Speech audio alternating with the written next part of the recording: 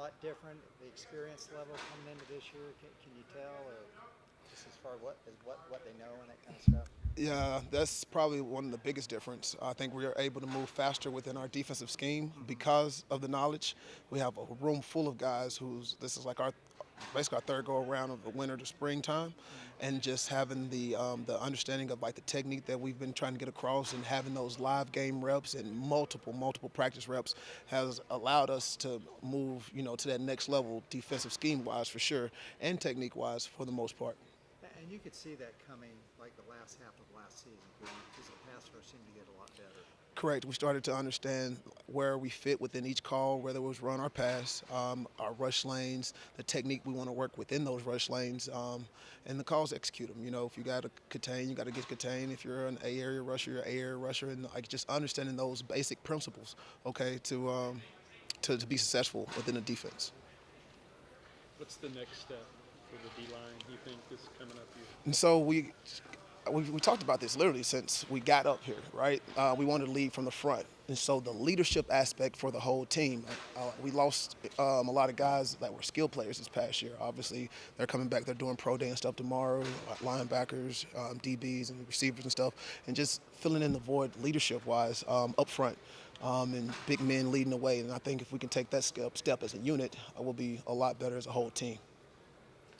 When you got big guys inside like Apu, Chidi, guys like that, how does it help these guys, these ends? Well, obviously, if you're big up front, right, in the middle, like the core of your defense, like you can't be single blocked, right? So you're going to account for doubles and sometimes triples against some teams, and they allow those guys who are skilled, and they're big too, but they're probably a little bit more skillful in speed, like to get one-on-one blocks. And I think sometimes towards the last season, you saw a lot of guys doubling inside. It allowed us to get some free one-on-ones on the outside, and we got to be able to win our one-on-one. So that big presence inside allow those guys to kind of get those one-on-one blocks, and they have to win them. In terms of just how football is being played right now, it seems like every quarterback can run and break out of the pocket, maybe even more so than like 5 or 10 years ago. Does that change how you guys have had to maybe coach the D line and the way that guys rush and things and how that's developed? I mean, absolutely. If one person's out of their rush lane, it's going to be exposed.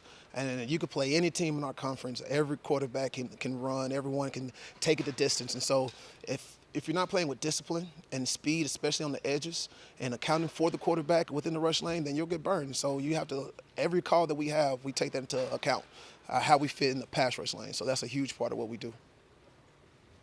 Would your plan be to kind of rotate guys, or do you want to find, Yeah, the more people you can play up front, the better you are. You got to get everyone to that playing level. So if we could rotate 8, 9 guys, then we're playing at a high level. If guys taking like 30 snaps or less per game, in the fourth quarter back in, we're rolling. And so that trust factor, and again, it kind of goes in what we kind of talked about earlier. Like this is like year going into year 3, and guys being familiar with the technique, guys being familiar with the scheme, and just the whole room as a whole, just being on the same page and playing all at the same level, so there's no dropout when anyone comes in, allows you to be lead up front. Do you feel like the guys are elevating each other with, kind of competing with each other? This spring, I've probably seen that more so than I have this whole time here. Kind of guys picking up guys challenging guys, guys pushing, younger guys who may not have had that type of experience to come along just a little bit quicker than probably they're used to. And I think that comes with confidence and the amount of reps that they had doing it. You know what I mean? So the more comfortable they are and the better they are, and they put it on tape and you can come and see it. And I think that's kind of raising the level to play in the room. How do you balance when you have that much experience, maybe inventing new areas of things that you can do or ways that you can kind of progress what they know versus also being like, oh, well, they already know this facility, so you can get so much better at those types of kind of basic areas. So Coach Randa does a thing where we talk about rage to master, and always being a learner and never a knower. So it's almost like you can't do it correct enough or to the exactness. So you're raging every day to unlock another level of mastery is what it amounts to. And so we're pushing that even in our most simple of techniques. If it's just a simple like reach block, how can I get my pads lower? Can I get out my stance faster? Can I get extension quicker? And so we're always pushing even in the most simple aspects of defensive line play. What did last year do in terms of just the defense and what y'all were able to do in terms of the development of that defense? How did that, kind of come about, I guess? It was just hard work and dedication. You know, we play together as a defense, and I mean we lost a couple key guys, but up front we stayed solid. I think that is going to help us going into this next fall. What was the difference for you last year, maybe from where you were before? Honestly, just my development. I mean, I had my previous 2 knee surgeries, and I was kind of rusty, but just getting out of that knee brace and being able to get full speed again. How good is it to have this kind of depth on the defensive line? Oh, it's awesome. Everybody can play. If everybody can play up front, or we can have 9, 7, 9, 8, 9 guys that rotate, then we'll be as best as we can be. And also, Cole? What about the difference of John asked Coach about it, having a guy in the middle that's just kind of that anchor that takes up. How much does that help you guys in the end? It helps us tremendously. I mean, having somebody like Chidi or Apu in the middle, I mean, they're taking up doubles. It gives us the one-on-one block, allows us to make more plays in the backfield. Did y'all see that last year coming? Like, y'all went from 2-7 to 12-2. I mean, not necessarily, but I think that we all had a goal in mind, and that was to be Big 12 champions and Sugar Bowl champions. And I think that our hard work and dedication paid off, definitely. Brayden, you have a lot of experience up front now. How valuable is that? I think it's extremely valuable, just so know that everybody, just about almost everybody in the room has playing experience, and it just allows us to know what to expect. And something changed during the game, it's not like we're stressed about it because we know we've been here before. So just having that experience is just ultimately brings us up another level than we would have beforehand. Did you feel like the defensive line got a lot better as the season progressed last year? I think we did for sure. I think we're kind of getting, not necessarily our feet wet, but we were still working a few things out in terms of what we were trying to do as a front. And then especially on that back end of the season, we just started really coming into our own and really dominating up front, and that's what allowed us to win a lot of games. How fun was that Sugar Bowl getting all those sacks? It was a lot of fun. It was really cool to be out there and just, one, get to the quarterback, but also establish a game plan, like a set up front that allowed the defense to play well on the back end, and then the offense to come out and finish the game at the end. Is that kind of like a dream game as far as pass rushers? Oh, yeah, especially. I think it was pretty cool. Just all the work put into it, and then kind of getting that little cherry on top at the end of the season was something that was pretty great. Yeah. When you have several other position areas on the defense that have kind of lost a decent amount of experience, and like you mentioned, how much you guys are coming back, does that put a little bit more of an onus on the D line to kind of dominate in those areas to maybe take a little bit of pressure off those units? I wouldn't say like that, just because a lot of these young guys have just a lot of talent and they're going to be really good players. And I think just us setting the standard of how we operate as a program and how we operate up front as a defense is what's going to help them play even better up in the back end. Coach talked about the lines, actually both lines being the leaders of the team. Do you see that happening with some of those other skill guys leaving, that you guys are becoming kind of more the leaders? I see it coming along mainly just because we have that experience. I think we still have some steps to take forward, and that's why we have spring, and that's why we still have a lot of practices left. But I think that's where we're trending towards as a team, and I think it's really going to lead that way towards the season.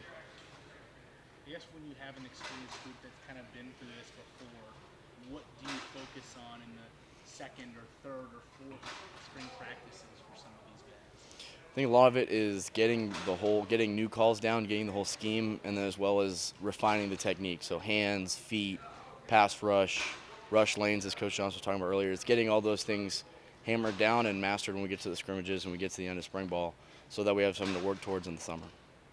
You've had the same D-line coach for 3 years now. How much does that help all of you guys, I guess? I think it really helps a lot. I know, especially being here earlier, we changed defense, and it's a transition, but it's something that you do as football players. But with having the same scheme and just improving upon it and getting deeper and deeper on it, it's really, I think, it helped us play faster and play more aggressive. Well, TJ, you guys obviously have a lot of depth up front. How valuable is that? Oh, yeah, it's very valuable to us as a D-line because, there's times where we, as a D-line, we're going to need breaks because we're on the field, for 10, 12 plays in a row. So having a good depth-wise for the D-line is definitely helping us.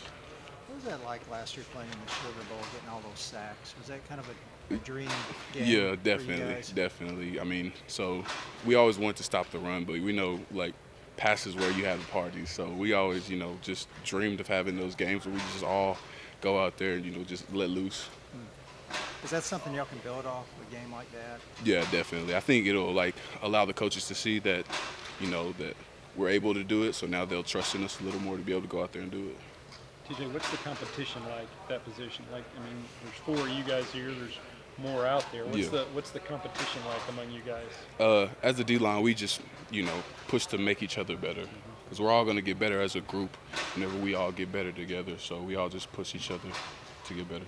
TJ, both Coach and Brayden talked about kind of using spring to get back and really perfect those basic areas of football. How do you balance when you have so many guys who've been around for so long, the idea of, we want to get advanced and, maybe put some new things in there while also being like, let's remember the basics? Yeah, so for us, kind of like every time we take a break and come back, we start the basics. Because, you can never get too good at doing the right thing. You can always continue to grow, get better, a little bit better at your technique every day.